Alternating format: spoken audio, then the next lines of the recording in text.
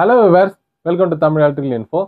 AC synchronous generator எப்படி வேலை செய்யுது, எப்படி எலக்ட்ரிசிட்டியை ப்ரொடியூஸ் பண்ணுது, சிம்பிளாக எல்லாருக்கும் புரிகிற மாதிரி டீட்டெயிலாக இந்த வீடியோவில் நம்ம பார்க்க போகிறோம். ஸோ வீடியோ ஸ்கிப் பண்ணாமல் பாருங்கள். வாங்க வீடியோக்குள்ளே போகலாம்.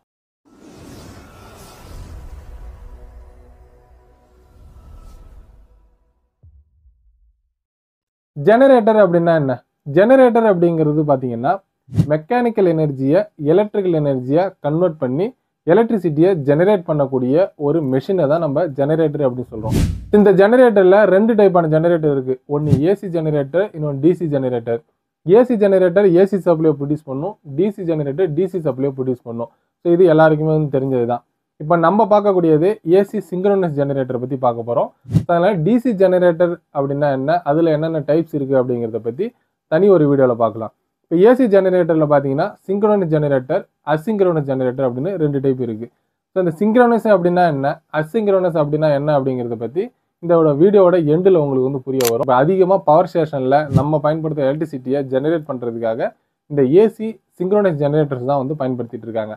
ஸோ இதை பற்றி நம்ம பார்த்தோம் அப்படின்னா, முதல்ல இந்த ஜெனரேட்டர் அதோட ஒர்க் ஆகக்கூடிய அந்த ஒர்க்கிங் பிரின்சிபல் என்ன, இப்போ எந்த பிரின்சிபல் படி இது ஒர்க் ஆகி நமக்கு எலக்ட்ரிசிட்டியாக நமக்கு கொடுக்குது.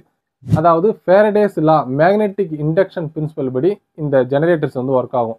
அதாவது மேக்னெட்டிக் இண்டக்ஷன் பிரின்சிபல் அப்படின்னா என்னென்னா, ஒரு ரெண்டு மேக்னெட்டை உதாரணத்துக்கு எடுத்துக்கலாம். இப்போ மேக்னெட் அப்படின்னு எடுத்துக்கிட்டிங்கன்னா அதில் நார்த் சவுத் அப்படிங்கிற ரெண்டு போல்ஸ் இருக்கும். அதில் ஒரே பொலாரிட்டி இருக்கக்கூடிய ஒரு மேக்னெட் இருந்ததுன்னா அது பார்த்தீங்கன்னா ரிஃப்ளெக்ட் ஆகும், வெவ்வேறு பொலாரிட்டியாக இருந்ததுன்னா அட்ராக்ட் ஆகும். ஸோ இதை போல் மேக்னெட்டை சுற்றி பார்த்தீங்கன்னா அந்த மேக்னெட்டிக் ஃப்ளெக்ஸ் இருக்கும், அதனால தான் இந்த மாதிரி ஏற்படுறது. ஸோ இப்போ இதே போல் ஒரு ரெண்டு காந்த விசை இருக்கக்கூடிய ஒரு மேக்னெட்டை எடுத்துக்கிட்டிங்கன்னா அந்த மேக்னெட்டுக்கு இடையில ஒரு கரண்ட்டை கடத்தக்கூடிய ஒரு மின் கடத்தி, அதாவது மின் கடத்தி அப்படின்னு எடுத்துக்கிட்டா இப்போ நம்ம மின்சாரத்தை கடத்தக்கூடிய ஒயர்ஸில் என்னென்ன ஒயர்ஸ் மெட்டீரியல்ஸ் பயன்படுத்துகிறோம், காப்பர் பயன்படுத்துகிறோம், அலுமினியம் பயன்படுத்துகிறோம். இதே போல் மின் கடத்தி நிறையா இருக்குது. இதில் எஃபிஷியண்டானது தான் காப்பர்.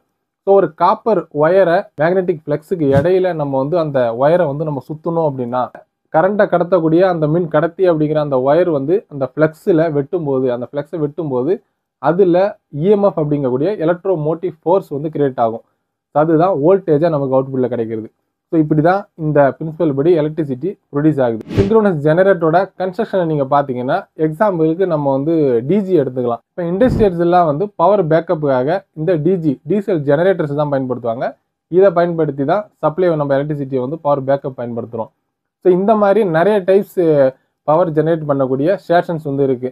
உதாரணத்துக்கு தெர்மல் பவர் பிளான்ட் இருக்குது, அதே போல் nuclear power plant, hydro power plant, wind power plant, tidal power plant. So இது எல்லாமே பார்த்தீங்கன்னா ஜெனரேட் பண்ணக்கூடியது, அந்த எலக்ட்ரிசிட்டி ஜெனரேட் பண்ணக்கூடிய ஸ்டேஷன்ஸ்.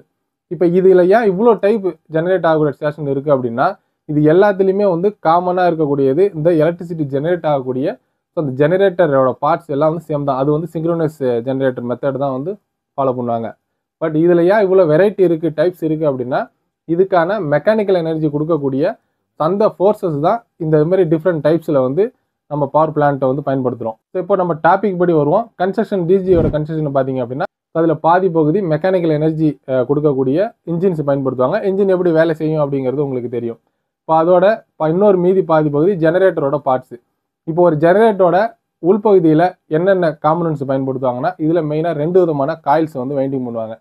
ஒன்று என்னென்னா, அந்த ஜெனரேட்டர் பாடியோட ஃபிக்ஸடாக இருக்கக்கூடிய ஒரு ஸ்டேட்டார் வைண்டிங், இது ஸ்டேஷனரி வைண்டிங் அப்படின்னு சொல்லுவாங்க. அது ஃபிக்ஸடாக இருக்கும் இந்த வைண்டிங். இதை தான் நம்ம ஆர்மேச்சர் காயில் அப்படின்னு சொல்லுவோம். அதாவது இந்த காயில் மூலயமா தான் நமக்கு எலக்ட்ரிசிட்டி அவுட்புட்டில் நமக்கு கிடைக்கும். ஸோ இந்த வைண்டிங்கை பொறுத்த வரைக்கும் எப்படி பண்ணியிருப்பாங்கன்னா, நமக்கு 3 ஃபேஸ் சப்ளை அவுட்புட் எடுக்கணும். அதுக்கு 3 விதமான வைண்டிங் பண்ணுவாங்க. ஆர் ஃபேஸுக்கு ஒரு காயில் இருக்கும், ஒய் ஃபேஸுக்கு ஒரு காயில் இருக்கும், பி ஃபேஸுக்கு ஒரு காயில் பயன்படுத்துவாங்க. இந்த ஒவ்வொரு காயிலும் 120 டிகிரி டிஸ்பிளேஸ்மெண்ட்டில் வைண்டிங் பண்ணியிருப்பாங்க. ஸோ இந்த வைண்டிங்கோட கனெக்ஷன் ஸ்டார் கனெக்ஷன் பண்ணியிருப்பாங்க. ஸோ ஸ்டார் கனெக்ஷன்னா என்ன, டெல்டா கனெக்ஷன்னா என்ன அப்படிங்கிறத பற்றிலாம் டீட்டெயிலாக நம்ம சேனலில் வீடியோ பண்ணியிருக்கோம். ஸோ அதை நீங்கள் பார்த்தீங்கன்னா உங்களுக்கு டீட்டெயிலாக அது புரியும். இப்போ உள்பகுதியில் இன்னொரு வைண்டிங் என்னென்னா, இதில் ஒரு ரோட்டார் பயன்படுத்துவாங்க. அதாவது நம்ம மேக்னெட்டிக் ஃப்ளக்ஸை ரொட்டேட் பண்ணுறதுக்கு ஒரு ரோட்டார் தேவைப்படும். அந்த ரோட்டார் பயன்படுத்துவாங்க. அந்த ரோட்டரில் ஒரு வைண்டிங் பண்ணியிருப்பாங்க. அதுக்கு பேர் தான் ஃபீல்டு வைண்டிங்.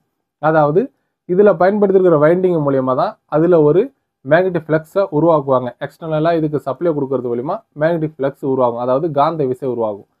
ஸோ பொதுவாக மேக்னெட்டை பொறுத்த வரைக்கும் பர்மனன்ட் மேக்னெட், டெம்பரரி மேக்னெட் அப்படின்னு ரெண்டு இருக்குது. பர்மனன்ட் மேக்னெட் அப்படி எடுத்துக்கிட்டிங்கன்னா நம்ம நார்மலாக பயன்படுத்தக்கூடிய மேக்னெட் அதில் நிரந்தரமாக அந்த காந்த விசை அப்படிங்கிறது இருக்கும்.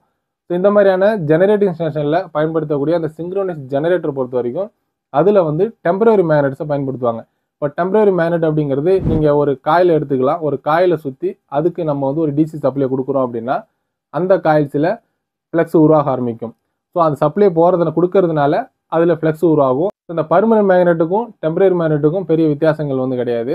பர்மனன்ட் மேக்னெட்டில் நிரந்தரமான அந்த காந்த விசை வந்து இருக்கும். அது லைஃப் ஆக ஆக அது குறைய ஆரம்பிக்கும். பட் இந்த டெம்பரரி மேக்னெட்டை பொறுத்த வரைக்கும் அதுக்கு நம்ம சப்ளை கொடுத்தோம் அப்படின்னா அதோட காந்த விசை பார்த்தீங்கன்னா வெளிப்படும். சப்ளைவை நம்ம கட் பண்ணிட்டோம்னா டிமேக்னடைஸ் ஆகிடும். அது காந்த விசை வந்து பார்த்தீங்கன்னா இருக்காது. ஸோ அதோட சப்ளைவை நம்ம அதிகரித்தோம் அப்படின்னா எந்த அளவுக்கு அதிகரிக்கிறோமோ அந்த அளவுக்கு அதோட மேக்னெட்டிக் ஃப்ளக்ஸ் அப்படிங்கிறது அதிகமாக உருவாகும். ஸோ இந்த ஜெனரேட்டரை பொறுத்த வரைக்கும் இந்த மாதிரியான டெம்பரரி மேக்னெட்டை உருவாக்குறதுக்கு தான் இந்த ரோட்டரில் காயில் பண்ணுவாங்க. அது 4 போல் வைண்டிங் வந்து பண்ணியிருப்பாங்க. இந்த மாதிரியான டீசல் ஜெனரேட்டரில் பயன்படுத்தக்கூடிய ரோட்டரை பொறுத்த வரைக்கும் சைலண்ட் போல் ரோட்டர் அப்படின்னு சொல்லுவாங்க. இது லோ வோல்டேஜ் யூசேஜுக்கெல்லாம் இந்த மாதிரி வந்து பயன்படுத்துவாங்க. இதுவே வந்து பார்த்தீங்கன்னா இந்த thermal power plant, nuclear power plant இதிலெல்லாம் வந்து ஹை வோல்டேஜை வந்து அவுட்புட் எடுப்பாங்க. ஸோ அதுக்கு என்ன செய்வாங்க அப்படின்னா சிலிண்ட்ரிக்கல் டைப் ரோட்டர்ஸை பயன்படுத்துவாங்க. அது 2 போல் உடைய ரோட்டர்ஸாக இருக்கும். ஸோ இப்போ இந்த ரோட்டரோட ஃபீல்டு காயிலுக்கு நம்ம எக்ஸ்டர்னலாக வெளியிலேருந்து சப்ளை கொடுக்கணும். ஸோ இப்போ இதுக்கு எக்ஸ்டர்னலாக எப்படி நம்ம சப்ளை கொடுக்குறோம்? இப்போ இதை பார்த்தீங்க அப்படின்னா ஜெனரேட்டரை பொறுத்த வரைக்கும் எக்ஸிட்டர் காயில் அப்படிங்கிற ஒரு காயில் பயன்படுத்துவாங்க. அதாவது ரோட்டரோட ஷாஃப்ட்டுக்கு முற்பகுதியிலேயே ஒரு எக்ஸிட்டர் காயில் வந்து தனியாக பயன்படுத்துவாங்க. இந்த எக்ஸிட்டர் காயில் பார்த்தீங்க அப்படின்னா இதில் ஃபிக்ஸடான ஒரு வைண்டிங் இருக்கும். அதே போல் ரொட்டேட் ஆகக்கூடிய ரோட்டரோட கனெக்டாக இருக்கக்கூடிய ஒரு வைண்டிங் வந்து பண்ணியிருப்பாங்க. இதில் ஃபிக்ஸடாக இருக்கக்கூடிய வைண்டிங்கை பார்த்தீங்க அப்படின்னா ஃபீல்டு வைண்டிங்காக இருக்கும். உள்ளே ரொட்டேட் ஆகிறது தான் வந்து ஆர்மேச்சர் வைண்டிங்காக இருக்கும். அதாவது ஃபீல்டு வைண்டிங் அப்படிங்கிறது மேக்னெட்டிக் ஃப்ளக்ஸை உருவாகிறது. ஆர்மேச்சர் வைண்டிங் அப்படிங்கிறது அந்த மேக்னெட்டிக் ஃப்ளக்ஸ்னால எலக்ட்ரிசிட்டியை உருவாக்கி கொடுக்குறது. ஸோ இது ரெண்டுத்துக்கும் நீங்கள் கன்ஃபியூஸ் ஆகிக்கூடாது. ஜெனரேட்டரில் இது ரெண்டும் ஆப்போசிட்டில் இருக்கும். அதாவது இந்த எக்ஸிட்டரோட ஃபீல்டு வைண்டிங்கு எக்ஸ்டர்னலாக டிசி சப்ளை கொடுப்பாங்க.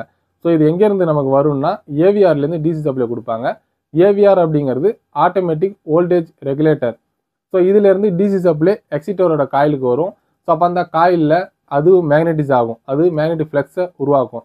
அப்போது ஜெனரேட்டர் சுற்றும் போது அது உள்ளே இருக்கக்கூடிய அந்த குட்டியாக இருக்கக்கூடிய ரோட்டர் பார்த்தீங்க அப்படின்னா அந்த ஃப்ளக்ஸை அது வெட்டும்போது அந்த காயிலில் ஆர்மேச்சர் காயிலில் வந்து எலக்ட்ரிசிட்டி ப்ரொடியூஸ் ஆகும். அந்த எலக்ட்ரிசிட்டியை ஷாஃப்ட்டோட கனெக்ட் பண்ணி இந்த ரோட்டர் இருக்கு இல்லையா, ஜெனரேட்டரோட ரோட்டரோட அந்த ஃபீல்டு காயிலுக்கு சப்ளை போகும். ஸோ அந்த ஃபீல்டு காயிலில் உருவாகக்கூடிய அந்த மேக்னெட்டிக் ஃப்ளக்ஸு அந்த ஸ்டேட்டர் வைண்டிங்கில் இருக்கக்கூடிய ஆர்மேச்சர் காயிலில் வெட்டும்போது அந்த காயிலிருந்து நமக்கு அவுட்புட்டில் வோல்டேஜ் சப்ளை நம்ம எடுத்து பயன்படுத்துகிறோம். சரி, இப்போ எப்படி இந்த ஜெனரேட்டர் ஒர்க் ஆகுது, எப்படி ரோட்டரோடைய ஃபீல்டு காயிலுக்கு சப்ளை கொடுக்குறாங்க அப்படிங்கிறது உங்களுக்கு புரிஞ்சிருக்கும். இதிலேருந்து எலக்ட்ரிசிட்டி எப்படி ப்ரொடியூஸ் ஆகுது, எப்படி ஏசி சப்ளை ப்ரொடியூஸ் ஆகுது, ஸோ இந்த கொஸ்டின்ஸ் வந்து ஏற்படலாம். இப்போ ஏசி சப்ளை அப்படின்னு எடுத்துக்கிட்டிங்கனாலே அதில் ஃப்ரீக்வன்சி இருக்கும். ஸோ எப்படி இதில் ஃப்ரீக்வன்சி டெவலப் ஆகுது, இப்போ அதை பற்றி நம்ம பார்க்கலாம். ஸோ அந்த ஜெனரேட்டரோட உள்பகுதியில் ரொட்டேட் ஆகக்கூடிய அந்த ரோட்டரில் ஃபீல்டு வைண்டிங் பண்ணியிருப்பாங்க. அந்த ஃபீல்டு வைண்டிங் மூலயமா அதில் மேக்னெட்டிக் ஃப்ளக்ஸ் ப்ரொடியூஸ் ஆகும் அப்படின்னு சொல்லியிருந்தேன். ஸோ அந்த மேக்னெட்டிக் ஃப்ளக்ஸ் பார்த்தீங்கன்னா நார்த் சவுத் அப்படிங்கிற 2 போலுக்கு தனித்தனியாக ஃப்ளக்ஸ் வந்து ப்ரொடியூஸ் ஆகும். இப்போ உதாரணத்துக்கு நம்ம ஒரு காயில் எடுத்துக்கலாம். 6ங்கிற ஒரு ஃபேஸ் காயில் இருக்குது அப்படின்னா அந்த காயிலுக்கிட்ட நார்த்து போல் அந்த ஒரு அதாவது ரோட்டரை சுற்ற ஆரம்பிக்கும். அப்போது நார்த்து போலுக்கிட்ட வரும்பொழுது இதோட கிராஃப் அந்த ஃப்ரீக்வன்சி பார்த்தீங்கன்னா 0 பொசிஷனில் இருக்கிறது அது பீக் வோல்டேஜுக்கு டெவலப் ஆகும். ஸோ அதோட வோல்டேஜ் பீக் ஆகும். அதுவே அது நார்த்து போல் அப்படிங்கிறது வந்து ஸோ ரொட்டேட் ஆகி அடுத்த ஃபேஸுக்கு போகும்போது அதோட வோல்டேஜ் பார்த்தீங்க அப்படின்னா திரும்ப 0 பொசிஷனுக்கு வரும். அந்த சமயத்தில் ரிட்டர்ன் சவுத்து போல் பார்த்தீங்கன்னா திரும்ப அதே காயிலில் சவுத்து போலோட ஃப்ளெக்ஸ் படும்போது அது நெகட்டிவில் வந்து பார்த்தீங்கன்னா பீக்கில் போகும். ஸோ நெகட்டிவில் பீக்கில் போய் அந்த சவுத்து போல் கிராஸ் ஆகும்போது திரும்ப அது 0 பொசிஷனுக்கு வந்து அடையும். இதுதான் வந்து ஒரு சைக்கிள். இந்த மாதிரி ஒரு ஃபுல் ரொட்டேஷன் 360 டிகிரியில் அந்த ரொட்டேஷனில் அந்த நார்த்து சவுத்து போல் வந்து ஒரு காயிலில் 2 போல் வந்து ஒரே நேரத்தில் ஒரு ரொட்டேஷனில் தொடும்போது ஒரு சைக்கிள் வந்து கம்ப்ளீட் ஆகும். இது ஒரு ஃபேஸோட ஒரு சைக்கிள் ஆகின ஃப்ரீக்வன்சி. இதே போல் பார்த்தீங்கன்னா 3 ஃபேஸ் இருக்கிறதுனால ஸோ ஒரு ஃபேஸு காயிலை தாண்டி தான் நார்த்து போல் அடுத்த ஃபேஸுக்கு போகும். ஸோ அப்போ அடுத்த ஃபேஸுக்கு போகக்குள்ள அதில் மேக்னெட்டிக் ஃப்ளக்ஸ் நேரடியாக படும். அப்போது அது வந்து பீக்காக ஆரம்பிக்கும். ஒரு ஃபேஸ் பீக்கில் இருக்கக்குள்ள ஒரு ஃபேஸ் வந்து பார்த்தீங்கன்னா 0 பொசிஷன்லேருந்து அப்போ மூவ்மெண்ட் ஆகும். ஸோ நெகட்டிவ்லேருந்து திரும்ப 0 பொசிஷனுக்கு வரும். ஸோ இப்படி அந்த 3 ஃபேஸஸும் 120 டிகிரி டிஸ்பிளேஸ்மெண்ட்டில் அதோட ஃப்ரீக்வன்சி வந்து பார்த்தீங்க அப்படின்னா ஸோ ஃப்ளோ ஆகும். ஸோ இந்த ரோட்டர் ரொட்டேஷன் அப்படிங்கிறது ஒரு செகண்டுக்கு 50 முறை இது ரொட்டேட் ஆகுறதுனால 50 ஹெர்ட்ஸ் ஃப்ரீக்வன்சி 50 சைக்கிள் நமக்கு ஒரு செகண்டுக்கு கிடைக்கும். ஸோ இதை தான் நம்ம 50 ஹெர்ட்ஸ் ஃப்ரீக்வன்சியாக நம்ம அவுட்புட்டில் பயன்படுத்துகிறோம். இப்போ நம்ம இந்த 50 ஹெர்ட்ஸ் ஃப்ரீக்வன்சி அவுட்புட்டில் தேவை அப்படின்னா இது எதை பொறுத்து மாறுபடும் அப்படின்னு கேட்டிங்கன்னா இந்த ரோட்டரோட ரொட்டேஷனல் ஸ்பீடை பொறுத்து மாறுபடும். ஸோ இதோட ஸ்பீடு எவ்வளோ ஸ்பீடில் ஆர்பிஎம்மில் நம்ம ரன் பண்ணணும் அப்படிங்கிறத கண்டுபிடிக்கணும் அப்படின்னா சிங்க்ரோனஸ் ஸ்பீடை ஃபார்முலா பயன்படுத்தி இதை ஃபிக்ஸ் பண்ணுவாங்க. ஃபார்முலா பார்த்தீங்கன்னா NS = 120 multiply frequency divided by number of pole. இப்போ இந்த ரோட்டரில் எவ்வளோ போல் பயன்படுத்துகிறோம், 4 போல் ரோட்டர் வந்து பயன்படுத்துகிறோம். ஸோ 120 டிகிரி டிஸ்பிளேஸ்மெண்ட்டில் காயில்ஸ் இருக்குது. ஃப்ரீக்வன்சி எவ்வளோ தேவை, நமக்கு 50 ஹெர்ட்ஸ் ஃப்ரீக்வன்சி தேவை. ஸோ இதை நீங்கள் வந்து சால்வ் பண்ணிங்க அப்படின்னா 1500 வரும். இதுதான் நம்ம ஆர்பிஎம். ஒரு 1500 ஆர்பிஎம்மில் நம்ம ரொட்டேட் பண்ணக்குள்ள 50 ஹெர்ட்ஸ் ஃப்ரீக்வன்சி அவுட்புட்டில் கிடைக்கும். இதே ஆர்பிஎம்மை நீங்கள் அதிகமாக்கணும் அப்படின்னா இதோட ஃப்ரீக்வன்சி அதிகமாகும். இந்த ஆர்பிஎம் அப்படின்னு பார்த்தீங்கன்னா இந்த சைலண்ட் போல் ரோட்டரை பயன்படுத்துகிற இடங்களில் இந்த 1500 ஆர்பிஎம் பயன்படுத்துவாங்க. ஸோ டிஜிலையும் ஹைட்ரோ எலக்ட்ரிக் லோ வோல்டேஜ் தேவைப்பட்ட இடங்களில் இந்த ரோட்டரை பயன்படுத்தி 1500 ஆர்பிஎம்மில் அவுட்புட் வோல்டேஜும் ஃப்ரீக்வன்சி சப்ளையும் எடுப்பாங்க. இதுவே நம்ம thermal power plant, nuclear power பிளான்ட்லாம் பார்த்தீங்க அப்படின்னா அதில் ஹை வோல்டேஜ் அவுட்புட் ஜெனரேட் பண்ணுவாங்க. ஸோ அதுக்கு இதோட ஆர்பிஎம்மை அதிகப்படுத்துவாங்க. அந்த ரோட்டரும் பார்த்தீங்க அப்படின்னா அதில் சிலிண்ட்ரிக்கல் டைப் ரோட்டர் பயன்படுத்துவாங்க. ஸோ சிலிண்ட்ரிக்கல் டைப் ரோட்டர் அப்படிங்கிறது 2 போல் தான் இருக்கும். ஸோ அந்த போலோட எண்ணிக்கை குறையிறதுனால இதே கால்குலேஷன் பண்ணணும் அப்படின்னா ஆர்பிஎம்மை நம்ம அதிகப்படுத்துகிற மாரி இருக்கும். சேம் 50 ஹெர்ட்ஸ் அவுட்புட் கிடைக்கணும், ஆர்பிஎம் அதிகப்படுத்துகிறோம் அப்படின்னா வோல்டேஜ் அதிகமாக நம்ம எடுக்க முடியும். ஸோ இப்படி தான் ஒரு ஜெனரேட்டரில் எலக்ட்ரிசிட்டி ப்ரொடியூஸ் ஆகுது. இப்போ இதில் நம்ம ஏன் இதை வந்து சிங்க்ரோனஸ் ஜெனரேட்டர் அப்படின்னு சொல்கிறோம். இப்போ அசிங்க்ரோனஸ் ஜெனரேட்டர் அப்படின்னா என்ன, இது ரெண்டுத்துக்கு வித்தியாசம் என்ன இருக்குதுன்னு பார்த்தீங்கன்னா இப்போ நம்ம பார்த்தபடி இதுக்கான அந்த ஆர்பிஎம் அப்படிங்கிறது ரேட்டரான ஃபிக்ஸட் ஆர்பிஎம்மாக நம்ம வந்து பயன்படுத்துவோம். ஸோ ஃபிக்ஸட் ஆர்பிஎம்மில் ரன் பண்ணுவோம். ஸோ அது ஃபிக்ஸடான வோல்டேஜ் அண்ட் ஃப்ரீக்வன்சி அவுட்புட்டில் கொடுக்கும். இதுதான் சிங்க்ரோனஸ் ஜெனரேட்டர் அப்படிங்கிறது. இப்போ அசிங்க்ரோனஸ் ஜெனரேட்டர் அப்படிங்கிறது இதோட ஆர்பிஎம் ஃபிக்ஸடாக இருக்காது. ஸோ அதோட ஆர்பிஎம்மில் வந்து வேரியேஷன் ஏற்படும். நம்ம விண்டு பவர் பிளான்ட்ஸில் வந்து பயன்படுத்துவோம், டைடல் பவர் பிளான்ட்ஸில் வந்து இதை வந்து பயன்படுத்துவாங்க. ஸோ அடுத்ததாக ஒரு வீடியோவில் அந்த அசிங்க்ரோனஸ் ஜெனரேட்டர் எப்படி வேலை செய்யும் அப்படிங்கிற அதோட பார்ட்ஸ் காம்பனன்ட்ஸ் பற்றிலாம் நம்ம டீட்டெயிலாக பார்க்கலாம். ஸோ இந்த வீடியோ உங்களுக்கு பிடிச்சிருந்தது, இந்த வீடியோ உங்களுக்கு புரிஞ்சிருந்தது அப்படின்னா லைக் பண்ணுங்கள், சேனலை சப்ஸ்கிரைப் பண்ணுங்கள், மற்றவங்களுக்கு இது ஷேர் பண்ணுங்கள். இதில் ஏதாவது உங்களுக்கு சந்தேகங்கள் இல்லை இந்த வீடியோ பற்றின கருத்துக்களை கமெண்ட்ஸில் பதிவிடுங்க. அடுத்த ஒரு நல்ல வீடியோவில் சந்திக்கலாம். நன்றி, வணக்கம்.